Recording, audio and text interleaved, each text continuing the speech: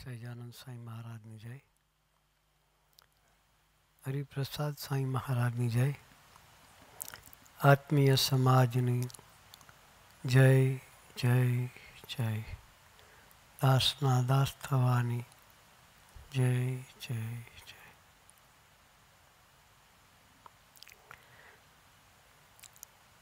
ગોધરાની ધરતી પર તમારા બધાને દર્શન કરી આનંદ થયો.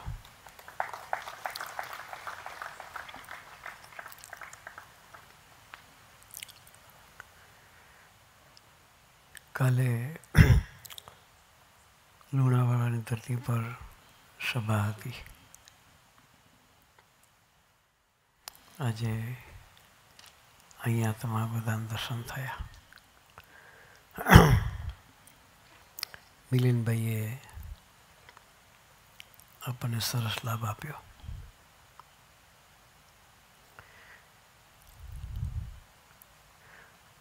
સત્સંગ શાને માટે કરવાનો?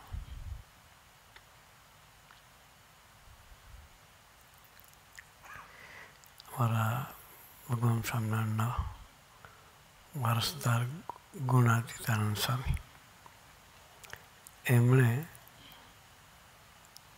કથા વાર્તા કરી, જે વાતો કરી છે એને એક બુકલેટ છે, એનું નામ છે સ્વામીની વાતો.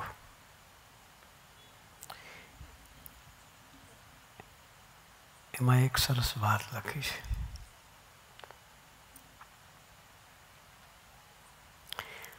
આપણે સત્સંગ કરીએ છીએ, ભેગા થઈને કીર્તન ભક્તિ કરીએ છીએ, એ અમથા અમથા ભેગા થતા નથી.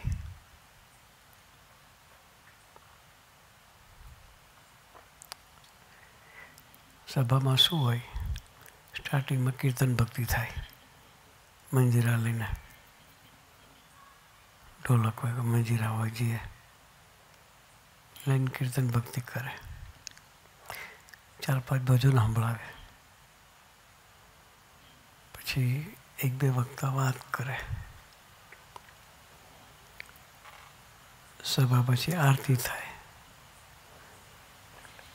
કદાચ પ્રસાદ વેચાય. આપણે પ્રસાદ પહેલાં લઈ લીધો, સભા પહેલાં, અને છેલ્લે છૂટા થાય. આ સભાનો શેડ્યુલ હોય. આપણને મોનોટોનસ લાગે. કેવું લાગે? પરમાનન્ટ શેડ્યુલ પ્રમાણે ચાલતું હોય. પ્રમાણે સવારે વહેલા ઉઠ્યા, દાંતણ કર્યું, બ્રશ કર્યું, નાહ્યા, કપડાં પહેર્યા, ચા પીધી, થોડું પેપરમાં નજર કરી અને કામે ચડ્યા. 8 કલાક કામ કર્યું, રાતે ઘેરે આવ્યા, ખાધું પીધું, થોડી વાર ટીવી પર ટાઈમ પાસ કર્યો, સૂઈ ગયા. બીજે દિવસે સવારે પાછું એ જ રૂટિન હોય. એવું આ રૂટિન નથી. એવું આ રૂટિન નથી. એટલે ગુણાતીતાનંદ સ્વામી વાતમાં લખ્યું છે કે સભામાં આવીએ છીએ તો અમથા અમથા ભેગા થયા છે એવું માનવાનું નહીં. પણ ગર્ભવાસ 84 યમપુરીના માથે લીટા તાણીએ છીએ. શું લખ્યું? ગર્ભવાસ 84 અને યમપુરીના માથે લીટા તાણીએ છીએ. આપણને દેખાતું જ છે નહીં. પણ આ સનાતન પુરુષોની વાણી સનાતન વાણી હોય, પરાવાણી કહેવાય. મિલનભાઈએ વાત કરી કે 84 લાખ જાતની યોની છે.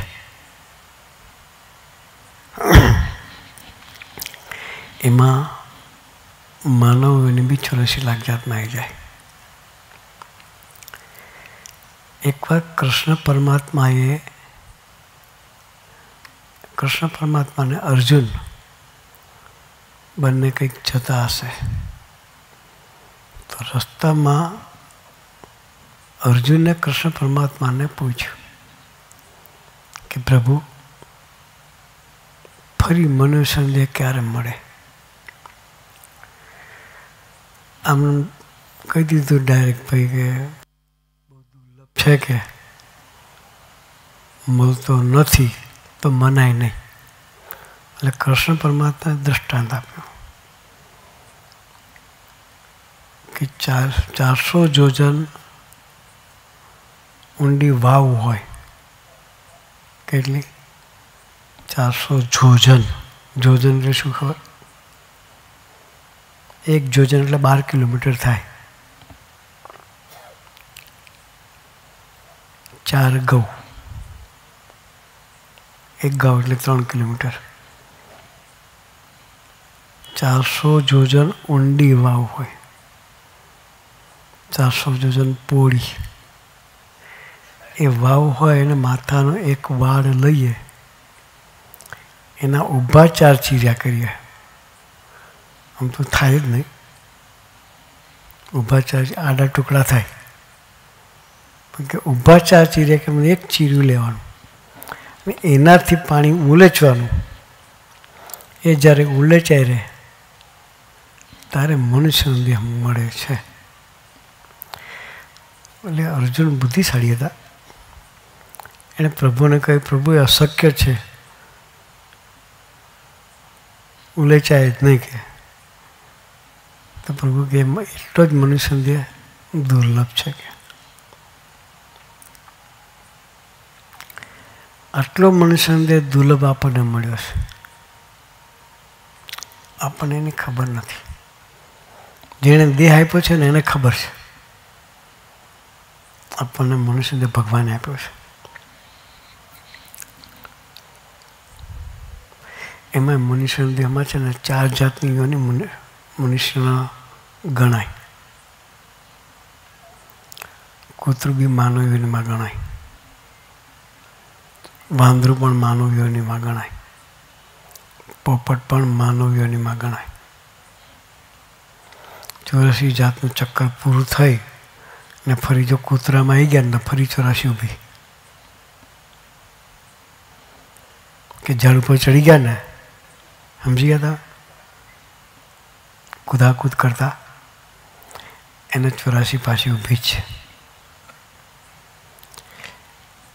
એટલે ચક્કર મારતા મારતા ફરી જો ત્યાં આવ્યા કે એ બી 84માં ગમે ત્યાં નંબર લાગી જાય. કૂતરામાં લાગે ને, વાંદરામાં લાગે ને, પોપટમાં લાગે ને, ખિસકોલામાં લાગે. એ બધા માનવીઓ નહીં કહેવાય.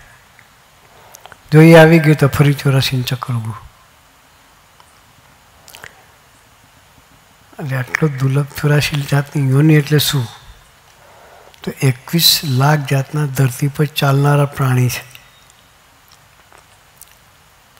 કૂતરા બિલાડાથી માની જે ધરતી પર ચાલતા હોય એ બધા 21 લાખ જાતના છે.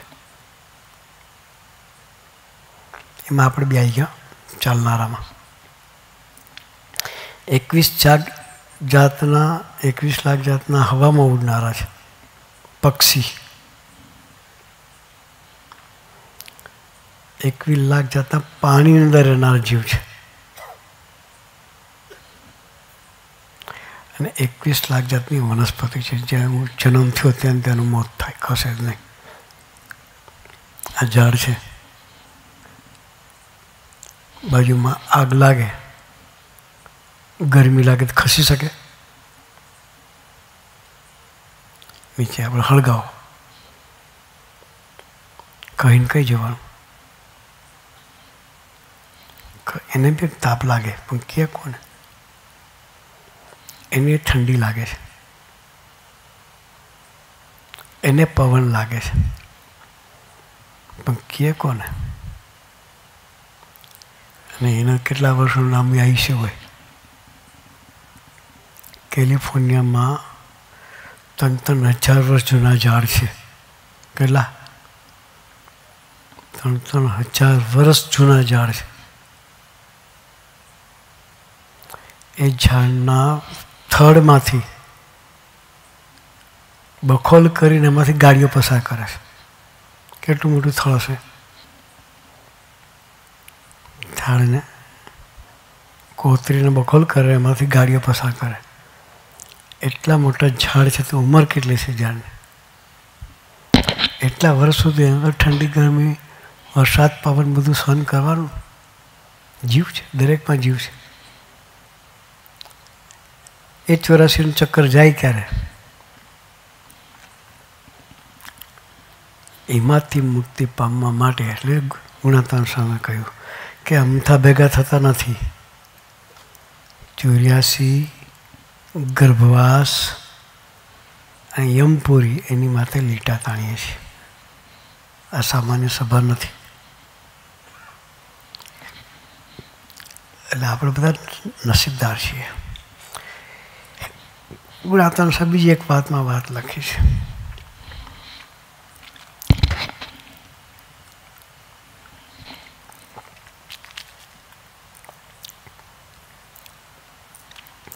આ જીવ સાધન તે શું કરશે? કોષ જોડીને વાડી કરવી તેમાં ઘણો દાખલો.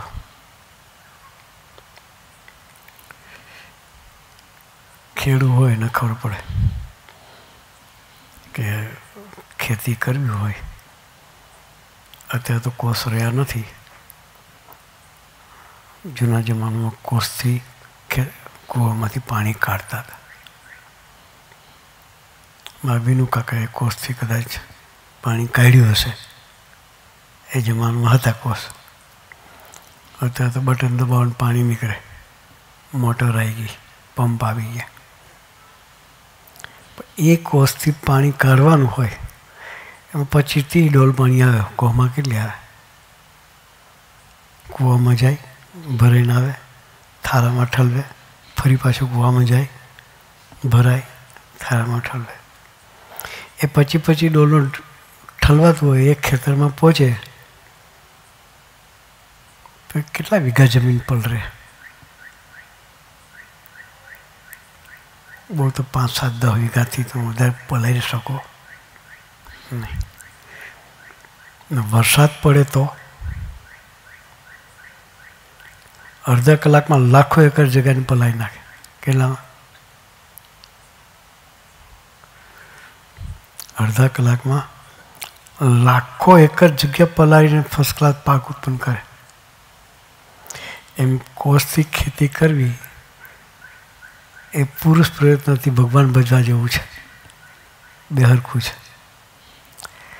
અને ભગવાનની કૃપા થાય ને વરસાદ પડે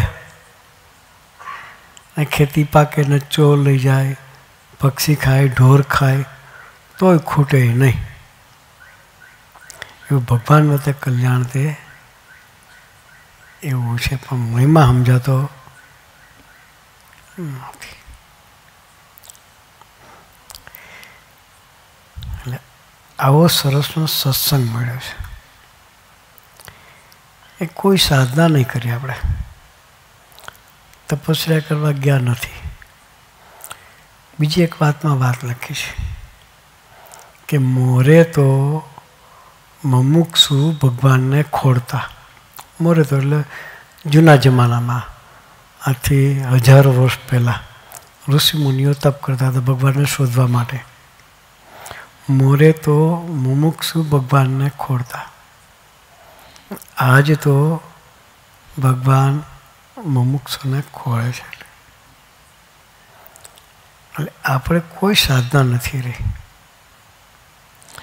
સ્વામી જેવા પુરુષ સામેથી અહીં કેટલી વખત ગોધરાની ધરતી પર સ્વામીજી પધાર્યા છે. ઘણી બધી સભાઓ કરી છે.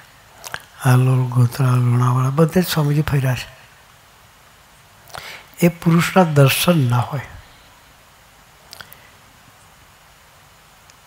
એ પુરુષ કરુણા કરીને ધરતી પર આવ્યા. આપણને એનો લાભ મળ્યો છે. એટલે આપણે બધા ખૂબ નસીબદાર છીએ કે સાધનથી આપણને નથી મળ્યા. તપસ્યા આપણાથી થાય નહીં. ભગવાનને મેળવવા માટે પેલા તપસ્યા કરતા હતા ને આપણે હવે કરીએ તો 11 આમાં કેટલા જણા કરે? 11 એક ગણતરીના છે. 2% પેલા ગણતરીના 2% છે કે અગિયારસ કરતા હશે ને અગિયારસ કરીએ છીએ એમાં પાણી વગર કે ચા વગર કેટલા કરે?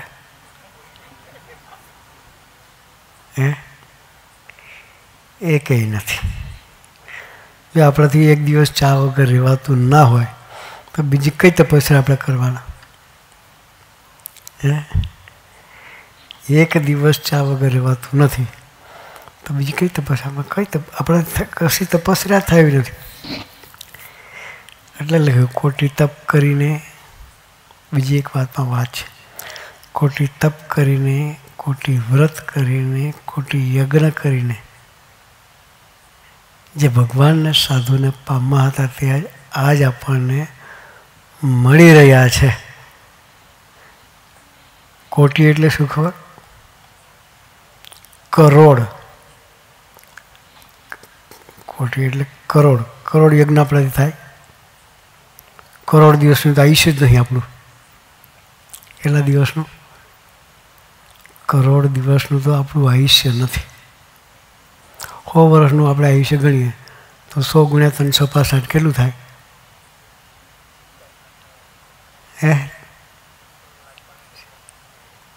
36,500. 36,000. એક દિવસનો એક યજ્ઞ કરીએ 100 વર્ષની આવી હોય તો 36,000 યજ્ઞ થાય. કેટલા થાય? 36,500. તો કોટી યજ્ઞ ક્યારે થાય? કલાકે કલાકે કરીને તોય ના થાય. મિનિટે મિનિટે કરીએ તોય ના થાય. એક મિનિટ યજ્ઞ કરીએ ને તોય કોટી યજ્ઞ ન થાય. તો ગુણાતાન સ્વામી બોલે કોટી યજ્ઞ કરીએ, કોટી તપ કરીએ, કોટી વ્રત કરીએ. એ કરીને પછી પણ જેને પામવા હતા એ આજ આપણને મળ્યા. એ કોઈ સાધના નથી રાખી. મફતમાં મોજ આપવા માટે ભગવાન સમજવા પુરુષ ધરતી પર વિચરતા હોય છે. એટલે આપણે બધા નસીબદાર છીએ. એ પુરુષ કેટલા ગરજુ થયા. મફતમાં કલ્યાણ. 2020નો સમય હતો. 4 વર્ષ પહેલાની વાત કરું છું.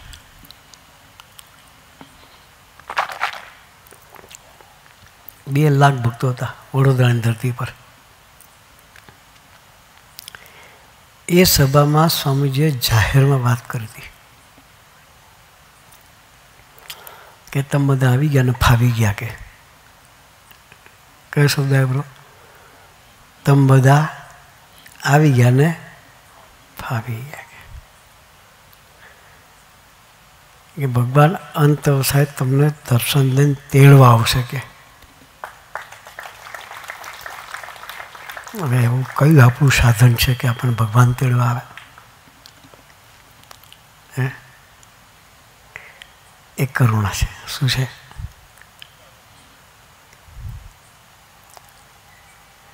ભગવાન સ્વામિનારાયણનું બિરુદ છે કે મહારાજનને અંતકાળે દર્શન દઈને તેડી જઈશ.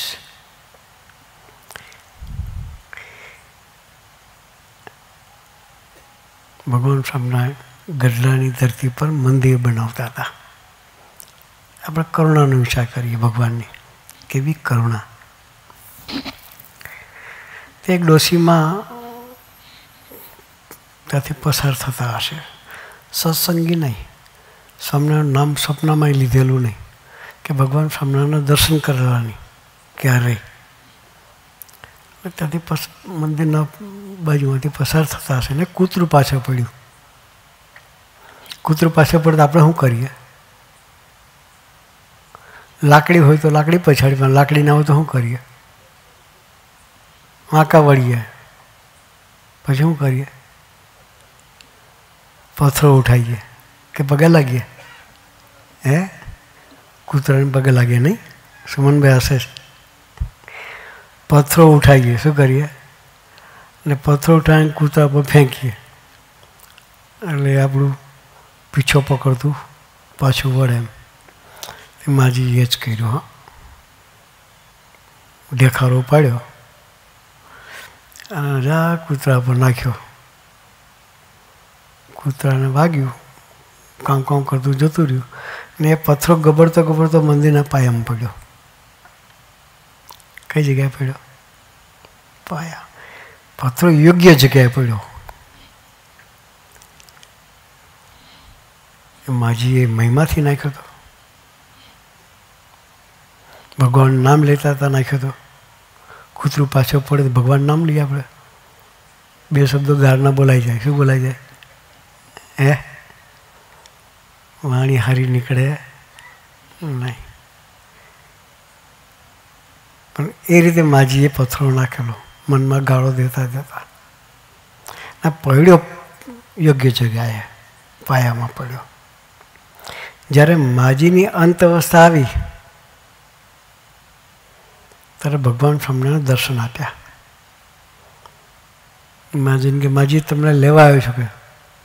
તો માજી કોઈ ભગવાન સ્વામિનારાયણ જોયેલા નહીં. એટલે જોયા ના આવે તો ઓળખે ક્યાંથી? એટલે માજીએ પ્રશ્ન કર્યો કે તમે છો કોણ? કે હું તમને ઓળખતી નથી. કે તો કે અમે ભગવાન સ્વામિનારાયણ છીએ. અમે ભગવાન સ્વામિનારાયણ છીએ અને તમને લેવા આવ્યા છીએ. તો માજી બિચારા દિલ ખુલ્લા દિલના હતા. એણે કહ્યું, પ્રભુ મેં કોઈ એવું સત્કર્મ કર્યું નથી કે તમે મને લેવા આવો. કે ન કર્યું હોય તો કબૂલ કરવું જ પડે ને. એટલે માજીએ કબૂલ કર્યું કે મેં કોઈ એવું સત્કર્મ કર્યું નથી કે તમે મને તેડવા આવો. ત્યારે ભગવાન સામે પેલો પથ્થરો જે પાયામાં પડ્યો હતો એ દર્શન કરાવ્યું કે તમે આ પથ્થરો અમારા મંદિરના પાયામાં નાખ્યો. કે એ તો કઈ રીતે નાખ્યો હતો એ તો માજીને ખબર હતી. એટલે કે તમે આ પથ્થરો મંદિરમાં નાખ્યો, એ મંદિર અમારું છે. કે અને તમારું એટલું સત્કર્મ થયું છે એટલે તમને અમે તેડવાયા છે. તો માજી કે હું તો કૂતરાને મારવા માટે નાખ્યો તો,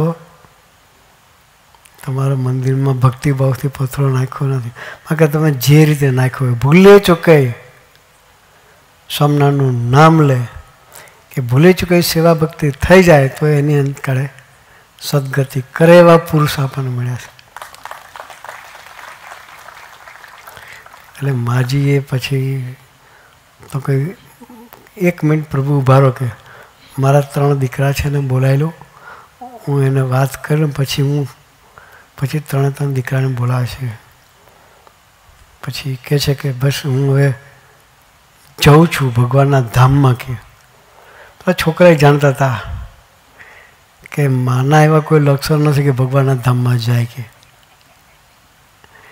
એ તો ઘરમાં જ રહેતા જાણે ને, એના ખોળા મોટા થયા ના જાણતા કે રોજ માં ગાળ બોલતી ઉઠે ત્યાંથી. એટલે છોકરાઓ કોઈ કે બા તમને ભગવાન તેડવા આવ્યા? તો કે હા સાચું કહું છું. કે તો કે અમને લાગતું નહીં કે તમે ભગવાન તેડવા આવે. કે તો કે ના. કે પછી બાએ કહ્યું કે હું લાયક તો નથી જ. કે શું કહ્યું? મેં કહ્યું સત્કર્મ બી નથી કર્યું કે ભગવાન મને તેડવા આવે. કે દીકરાઓએ કહ્યું કે અમે એ જ કહેતા હતા તમને. દીકરા શું કહે? અમે તમને એ જ કહેતા હતા કે તમારું કોઈ સત્કર્મ, પણ કે ભગવાને પછી આખી વાત કરી માંડીને કે ભગવાન કરુણાનિધિ છે ને આ રીતે મને તેડવા આવ્યા છે. હું જોઉં છું કે જય સ્વામિનારાયણ કે તમે મારી ત્રયોદશીનું મંદિરમાં ઠાકોરજીને સમસ્ત કરજો અને ઠાકોરજીના થાળ કરાવજો. હું જઉં છું એમ કહી મારી દેહ મૂકી દીધો. આવા કરુણાનિધિ પુરુષ છે. એ કોઈ સાધન કરવાનું જરૂર ન પડે. એ સ્વામીજીએ 2020ના સમયમાં જાહેરમાં કહ્યું હતું કે તમે બધા ફાવી ગયા, કે તમને અંતકાળે ભગવાન દર્શન દઈને તેડવા આવશે. 2 લાખની વચ્ચે સ્વામીજી બોલ્યા હતા. પછી એક વાક્ય બોલ્યા સ્વામીજી કે પણ ભગવાન તેડવા આવે ત્યારે ના નહીં પાડતા. કે શું? કે આપણો જીવનો સ્વભાવ છે, ચારે બાજુ 50, 60, 70, 80 વર્ષથી ભેગું કર્યું હોય. હવે એનું શું થશે એના વિચારમાં હોય એટલે એમાંથી કાઢે કોણ? એટલે સ્વામીજીએ કહ્યું કે ભગવાન તેડવા આવે ત્યારે ના પાડતા નહીં. એ શું કરવા બોલ્યા છે? એને ખબર છે કે જીવનો સ્વભાવ આવો છે કે છેલ્લી ઘડી ના પાડી દે કે મહારાજ એવું એક થયેલું. વડોદરામાં એક ભગત, એના 3 દીકરાઓ. સ્વામીજી એ દીકરા ડોહા પથારી વસ હતા એટલે દીકરાઓને એવું કે ડોહા છૂટે તો સારું. પથારીમાં ખાવાનું સંડાસ પથારીમાં કરતા હોય તો સહજ છે કે થાય કે હવે આમાંથી છૂટે તો સારું. એટલે પણ ડોહાને સરસ છોકરાઓ સેવા કરતા હતા. રોજ પથારીની ચાદર બદલે, રોજ ડોહાને બહાર કાઢી નવડા ધોળા. ડોહાને કોઈ તકલીફ નહોતી. તકલીફ હતી સેવા કરનારને. કોને? થાકી ગયા ને, જાય તો સારું અમે છૂટીએ. અને પ્રાર્થના એટલે કરતા હતા કે બાપાને હવે લઈ જાઓ તો સારું. એટલે સ્વામીજી પધાર્યા. ના, છોકરાઓ સ્વામીજીને દર્શન માટે સોગળ આપ્યા. સ્વામીજીને વાત કરી કે સ્વામીજી હવે કે બાપા 2 વર્ષથી કે પથારી વસ છે, ખાટલામાં જ ખાય છે અને ખાટલામાં જ બધું જાડે પૈસા બધું પથારીમાં જ કરે છે, કે આ કૃપા કરો અને ધામમાં લઈ જાઓ. તો સ્વામીજી કંઈ બોલ્યા નહીં. એ વખતે જવાબ ના આપ્યો. ફરી 15 દિવસ પછી ફરી બંને 3 દીકરાઓ સ્વામી પાસે આવ્યા. ફરી પ્રાર્થના કરી કે સ્વામીજી બાપાની બહુ કરુણ હાલત છે કે કૃપા કરો ધામમાં લઈ જાઓ.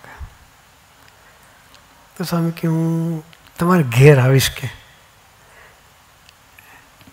ડોહાને મળવા, પછી કે આપણે ઠાકોરજીની પ્રાર્થના કરી શકે. એટલે 15 દિવસ પછી સ્વામીજી એમના ઘેર ગયા. એક રૂમમાં ડોહા ખાટલો હતો, બહાર હોલમાં સ્વામીજીને સોફામાં બેસાડેલા. અને 3 છોકરાએ સ્વામીને સાહેબ આપે કહ્યું હતું કે હું ઘેર આવીશ પછી તમને કહીશ ક્યારે ડોહાને લઈ જવાના. આ ક્યારે લઈ જવાનો કહો. તો સ્વામી હસ્યા આપેલા હતા. પછી કહ્યું કે પેલા ડોહાને તો પૂછી જુઓ, ધામમાં જવું છે? શું કહ્યું? ડોહાને તો પૂછી જો કે ધામમાં જવું છે? છોકરાને એવું કે આ પથારીમાં જ રીબાઈ છે, ખાવાનું સંડાસ બધું પથારીમાં જ કરે છે, તો ના થોડા પડવાના છે. છોકરાઓ તો 3 જણા ઉમંગથી 3 દીકરા બાપા પાસે ગયા. તેમાં 2 દીકરા પડેલા, 1 બાકી હતો. એ ડોહાને વાત કરી કે સ્વામીજી પૂછે કે ધામમાં જવું છે કે? તો ડોહાએ શું જવાબ ખબર? આ 3જો નાનો દીકરો છે ને પરણવાનો બાકી છે, પરણી જાય પછી એને ઘેર છોકરો થાય, એ છોકરા હિંચકા નાખીને પછી જાઉં છું. હવે છોકરાનું એંગેજ બી નહોતું થયું, છોકરી હોદવાની હતી. એ ક્યારે મેળ પડે કંઈ નક્કી નહીં. મેળ પડ્યા પછી એના ઘેર છોકરું થાય એટલે 2-3 વર્ષનું વાણા વહી જાય ને, કે ના થાય 2 વર્ષ તો મિનિમમ થાય. એ 2 વર્ષ સુધી ત્યાં સુધી પેલા છોકરાએ તો બાપાને હિંચકા નાખવાના ને. એટલે છોકરાઓએ સ્વામીજીને કહ્યું કે સ્વામીજી બાપા તો આવું કે. તો સ્વામી કે જેને જવું, જેને લઈ જવાના છે એ તૈયાર ના હોય તો ભગવાન થોડા લઈ જવાના છે. જનારા તો પહેલાં તૈયાર થવું પડશે ને કે. પછી છોકરા ફરી ડોહાને સમજાવવા ગયા કે બાપા હવે આમાં તમે પથારીમાં ખાઓ છો ને પથારીમાં સંડાસ બાથરૂમ કરો છો, એના કરતાં તમે ભગવાન ધામમાં બેસી જાઓ. સ્વામીજી સામેથી તમને કહે છે તમે વાંધો શું છે? તો કે ના, કે હું તો મારા છોકરાને હિંચકું નાખીને પછી જ જઈશ કે. પકડેલી છોડી નહીં દાદાએ. હો એટલે સ્વામીજી કે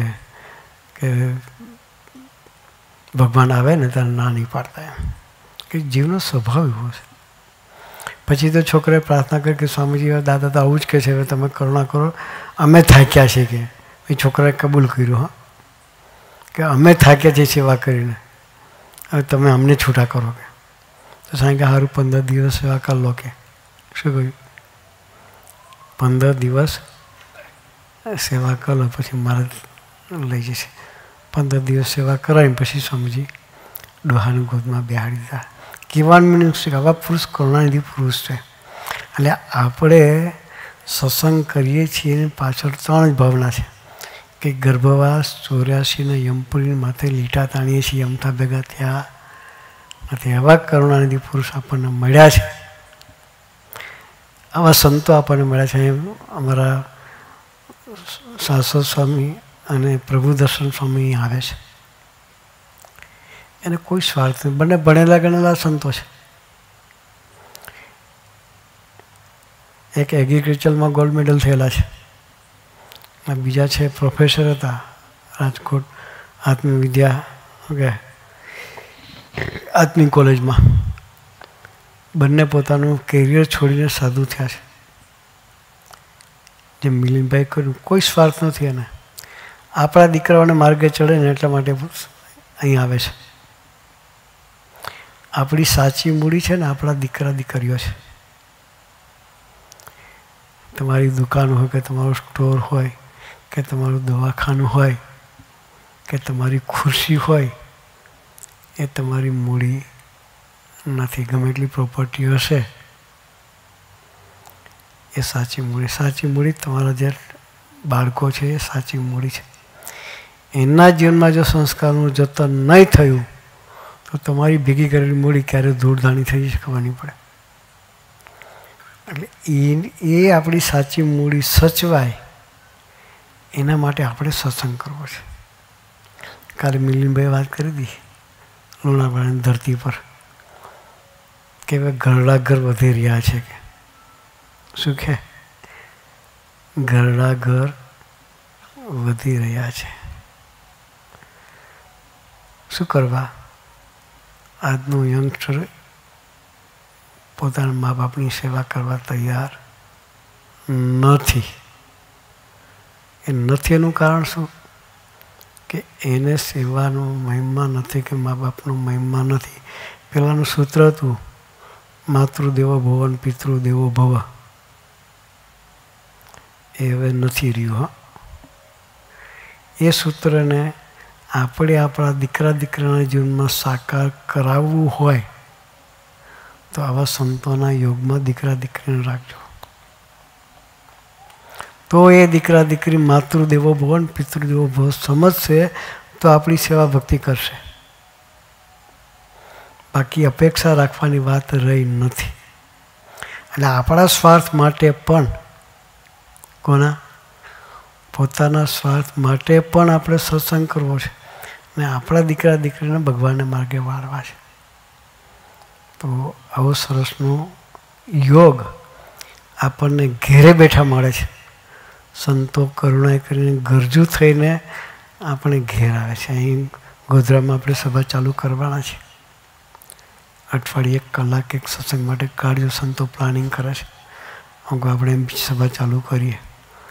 અમારા રંગીતભાઈ સાહેબને બધા છે, ભેગા થઈને પ્લાનિંગ કરીશું. પણ અઠવાડિયે 1 કલાક એક સત્સંગ માટે કાઢજો. કોઈ ખોટ નહીં જાય. હો, આ ખોટ જાય એવો ધંધો નથી. અઠવાડિયે 1 કલાક કાઢીએ તો તનથી, મનથી, ધનથી ને આત્માથી બધી રીતે સુખી થવાય. એનું તનથી એટલે શરીરથી, મનથી એટલે મન કોઈનું ઠેકાણ રહેતું જ નહીં, એને ઠેકાણ રાખવું હોય તો સત્સંગ જોઈએ. ધનથી એટલે આર્થિક બહાર હાંધીને તે તૂટે એ પરિસ્થિતિમાં સ્ટેબલ રહેવું હોય કે સંતોષથી જીવન જીવવું હોય તો ત્યાં સત્સંગ જોઈએ. અને આત્માથી એટલે અંત અવસ્થાએ ભગવાન તેડવા આવે એ આત્માથી સુખી થવાની વાત છે. તો તનથી મનથી ધનથી ને આત્માથી સુખી થવું હોય ને ઘરને મંદિર બનાવવું હોય, દીકરા દીકરીઓ આપણી સેવા કરે એવું વાતાવરણ ઘરમાં રાખવું હોય તો અઠવાડિયે 1 કલાક એક સત્સંગ માટે કાઢજો. તો આમ ગણતરી કરીએ આપણે તો 24 કલાકનો દિવસ અને 7 દિવસનું અઠવાડિયું, 24 × 7 168 કલાક થાય અઠવાડિયાના. કેટલા? એમાંથી 1 કલાક 1.5 કલાક આપણે કાઢીએ તો કેટલા ટકા થયા? 1% પૂરો થતો નથી. 1% ભગવાન તરફ ચાલવાનો સંકલ્પ કરીએ તો બધી રીતે આપણે સુખી થવાય. તો 1% સત્સંગ માટે અઠવાડિયે 1 કલાક કાઢવા માટે ભગવાન સ્વામિનારાયણ અને ગુરુહરિ આપણને સૌને ખૂબ ખૂબ બળ બુદ્ધિની શક્તિ આપે. આવા સંતો સાથે મૈત્રી કરવા માટે ખૂબ ખૂબ બળ બુદ્ધિની શક્તિ આપે. એ જ પ્રાર્થના. સહજાનંદ સ્વામી મહારાજની જય.